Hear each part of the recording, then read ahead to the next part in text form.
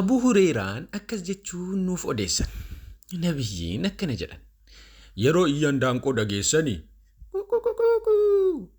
iyyaan isaanii kan argisiisu malaayikaa arganii waan jiraniif raamata rabbii kadhadha. Yeroo halaaka harrootaa dhageessan immoo halaaki isaanii kan argisiisu seexana argan waan ta'eef seexana irraa rabbiin maganfadha. Saayil Bukaarii 33 irratti argattu. Oduu durii feeturee kunooti ittiin tasnaanna'aa gadi guuree. Kunooti ittiin tasnaanna'aa gadi guuree. Adiisaako jirtaaka jiraadhu sittiin fataa jedhaa kakakakaka.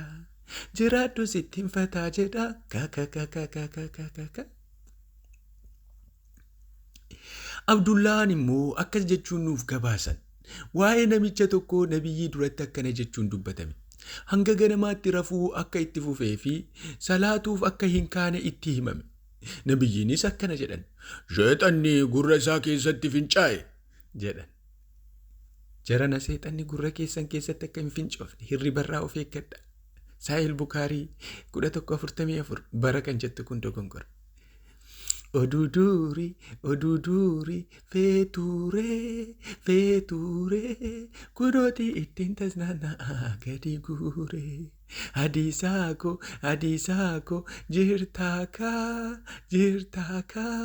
jiraadhu sittiin fataa jedhaa kakakakaka. Jiraadhu siiniin fataa jedhaa kakakakaka. Abuu Hureeraanis akkana jechuun nuuf odeessan. Nabiyyiin akkana jedhan.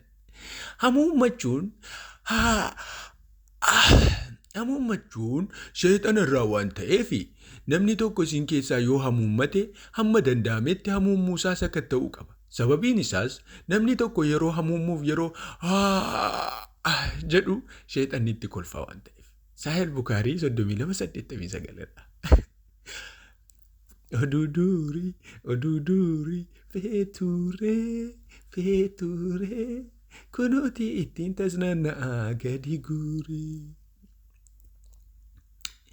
Rabbiin haxxiffachuu ni jaallataa hamuummachuu immoo ni jibbaa jedhan. Abuu Hureeraatu nuuf odeesse akkana jechuun. Nabiyyiin akkana jedhan. Rabbiin haxxiffachuu ni jaallata malee hamuummuu ni jibba. Kanaaf namni isin keessaa haxxiffatee booda rabbiin faarsee yoo jiraate musliimni isa dhaga'ee otoo inni rabbiin faarsuu hundi tashmiit ittiin jechuu qaba. Garuu waa'ee hamuummuu seexanarraa waan ta'eef isin keessaa tokko yoo hamuummate dhaabuuf waan danda'u hunda yaaluu qaba. Sababiin isaa isin keessaa namni kamiyyuu yeroo hamuummatu seexanni itti kolfa waan ta'eef. Saayil Bukaarii 62:26 irraa argattan. Oduu durii feeturee kunooti ittiin tasnaanna'aa gadi guuree. Adiisaako